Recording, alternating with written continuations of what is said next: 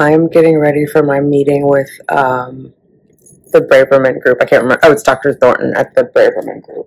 What's up, fertility fam?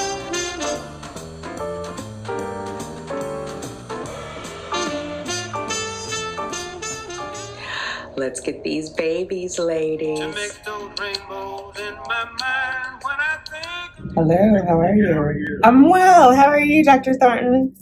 I'm fantastic, young lady. Awesome. It's a pleasure talking to you. It's a pleasure talking to you, too. I see that you're Dr. Rachel's taking good care of you. Yes. Have you worked with her? Do you know Dr. McConnell? Let me see the back of my hand. All in the fam. Okay. I'm going to tell you a secret. Rachel inspired me to go into reproductive medicine. Oh, wow. She did her training at the University of Southern California. And I was a resident at the time. She was a fellow. And I would always go into the medical library. She would be sitting there studying. It was called the steroid pathway. And she studied really hard. I said, wow, I want to be like her. Like her, you know. Oh, nice. I love that. So, she and I knew each other for many years. And I believe 2012 and 2013, she joined I was at Columbia. She joined the faculty at Columbia. Well, I want to say 2012, coming from Las Vegas. So I was really excited to work with her. But I left Columbia in 2015. But, we had those 2 years that we actually did work together. So she's amazing. I love her. I love her too, yes. She leaves no stone unturned, let me tell you. I know. She tells me that I have to calm down because I'm like, what about this? What about that? She was like, just breathe. I got you. That's Rachel. Well, I went through your information. I saw you spoke to Dr. Eunice last month to kind of see if there's anything extra that she recommended.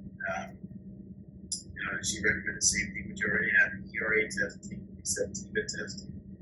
She talked about maybe doing another hysteroscopy to make sure everything was good. Overall, she's just saying it could be the embryo. That's the reason why it's not implanting, because as you know, even in young, healthy women, there's 40% chance that the embryo looks great, could be genetically abnormal, and that could lead to embryo not implanting.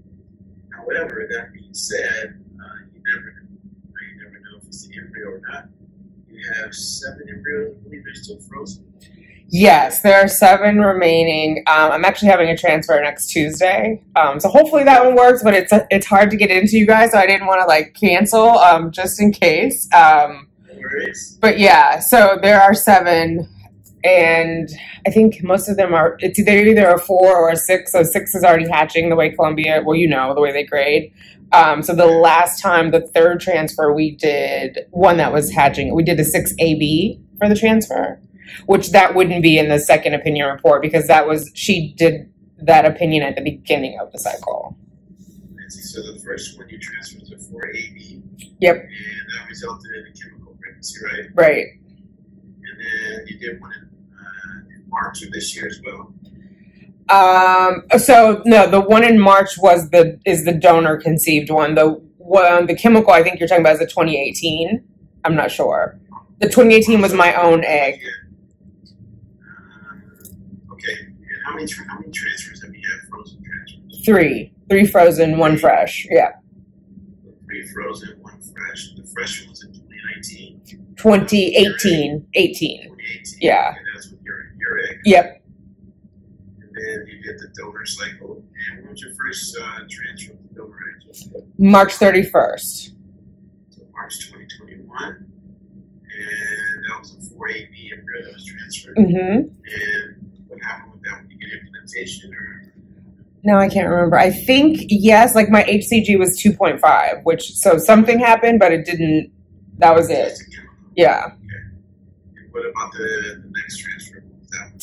So the next one we did a mock, which would have been May, so June 6th was my second one. Okay. And that was the one you said was a 6 or? That one was also a 4AB. I had 3 4ABs. 4AB, okay. And your most recent transfer was in July? Yes, the 13th of July, and that was a 6AB. 6 8 Mm-hmm. And both the last 2 transferred did not result in a pregnancy or two. That is correct. Well, listen, I'm hoping that this is a new conversation and you're going to have a nice implementation. Everything goes great. I'm just going to give you a little background of what we do. Is that, there's 3 components to getting pregnant. There is the embryo itself, and there's the uterus. And you have to say, well, how is it that my body, this is a good example. I tell all my patients the same thing.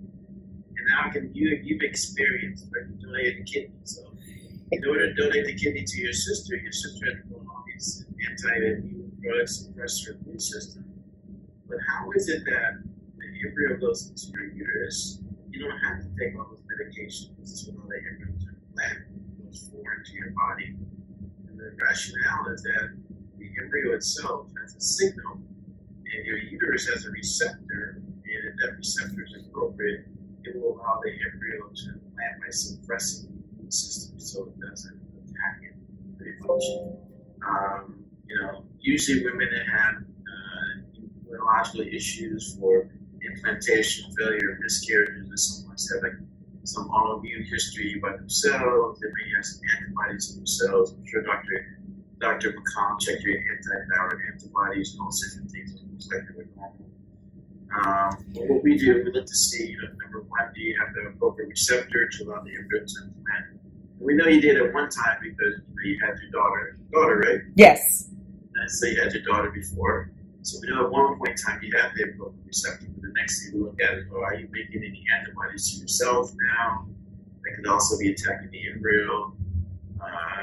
We look to see if you have anti-phospholipid antibodies. We look to see if you have any killer cells. Killer cells is just a general term for is your immune system revved up and trying to attack the embryo. Okay. Is that also NK, natural killer cells? Is it sometimes referred to? Okay. Everyone likes to say natural killer cells, which makes sense. Oh, you got these killer cells, but there's actually different components of killer cells that you have to assess. You can't assess one. Okay. But what we do is that we look at the immune system to kind of see is everything functioning appropriately. To see are you making any antibodies to yourself, to see if you're overactive, and based upon those results, we can make some treatment recommendations. Some of it you've already been on, like you've been on the Medrol. The only difference is that we start to Medrol the steroid before the transfer, like the time you're starting your estrogen, you start the steroid. Many times we may use a baby aspirin, which you may be already taking. Yeah. If not, I would suggest go ahead and take that. Other things we look at, make sure you get enough blood flow that's going to the area of the placenta. We look for bonding factors, plasminogen activating inhibitor, factor V life, MTHFR, which most likely Dr. McCollum will be able to look at those factors as well. I am taking a methylfolate for that just in case. I'm sure we looked at it in 2018, but she said it wouldn't hurt to take the methylfolate. So Perfect. Definitely doesn't hurt. So it sounds like you're on the right track. The only thing that we would do a little different is do a little bit more extensive testing to kind of see is there something going on in the immune system, and if there is, make some sort of recommendations of what type of treatment we should do to suppress that. It's very extensive testing. how and when do you do the test? Is it blood work? And at what point in the cycle does it have to be timed at a certain point? We just don't want to be on your hormones, so God forbid you get a negative pregnancy test. Once you get your withdrawal period afterwards, you do all the testing. It is blood work, all blood work.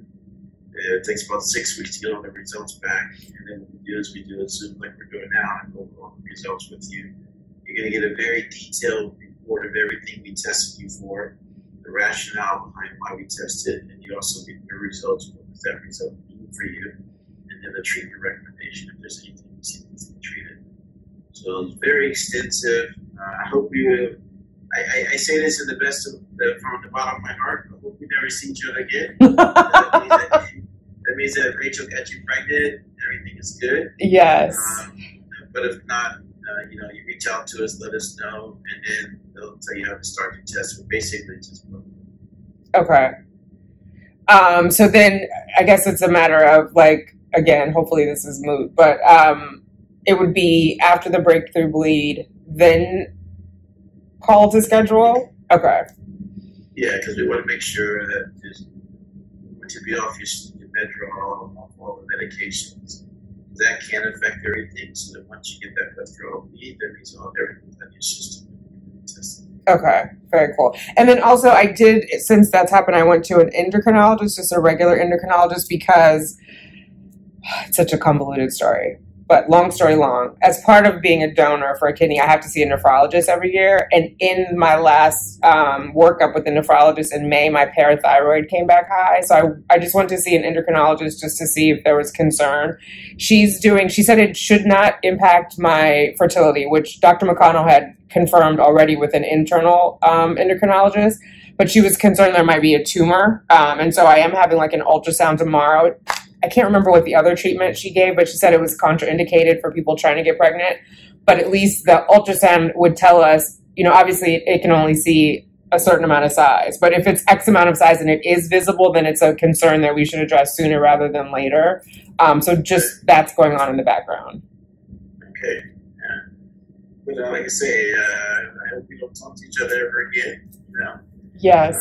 But we're always here if you don't have a successful outcome the next transfer. Okay. All right. Well, thank you. Tell Rachel, make sure she use that magic touch. I will. She's not doing my transfer. She's been up at the Scarsdale, so I only talk to her like this. Yeah, she's holding it down. Tell her to come down. Tell her you talked to Dr. T. Dr. T said, make yourself available for that transfer. Oh my God. Okay, I will let her know. Who's doing your transfer? I think it's Zimmerman. I think it's Lily Zimmerman is doing it. I won't know officially to the day before, but I think it's her. All right. Well, you tell Rachel I said hi. I definitely will. Thank you so much for your time. I appreciate you. All right. Talk to you later. Thank you. Bye. Bye-bye. All right, guys. So that was it. That was Dr. Thornton. He knows Dr. McConnell. He called her Rachel. I was like, oh, you know her? He was like, do you see the back? You heard. Hopefully you heard. I don't know if the audio picked it up, but he's of my same persuasion complexion. So yeah, hopefully I won't ever need to see him again if all this works. 6 weeks to get blood work back. I bet you that's lots and lots of vials, because I go to the nephrologist every year, and that is like 8 vials, and they get it back to me in 3 days. So I don't know what, or maybe it's a specialized lab that tests it. Anyway, I'm feeling good. I'm glad I had that conversation. I'm glad that box is checked. So if and when I need to pull the trigger, I can pull the trigger. It just gives me another level of assurance of like, I'm on a good path, and not to get my like stressors hyped. I'm in an office. I'm sitting on the conference room suite over here, so it's all glass. People are just passing by, watching me talk to myself. Or maybe they don't know. Maybe they think I'm on a Zoom call. We're on Zoom calls all the time, which is crazy that we came back to the office to be on Zoom calls together. Anyway, I'm feeling good, ladies. I'm feeling good. I did my progesterone. As you know, you were with me. The 1/2 ml, I did my Medrol. I've had grapefruit and 2 eggs. I did some of my measurements, but again, this morning was a hot mess. I was on the wrong side of 15 minutes, baby, the wrong side. I did like my thighs.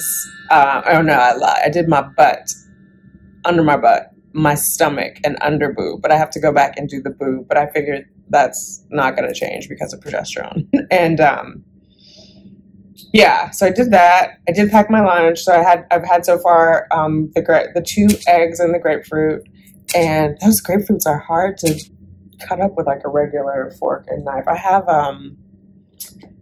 we all have like real utensils at our desk because it's eco-friendly, like in this little travel case, but it's like a butter knife and a fork. And that at home I have like a special grapefruit knife and little fork to cut it out. That's much easier. Anyway, long story short, I think tomorrow I'm going to cut it up before I leave, but I got to get on the right side of that 15 minutes.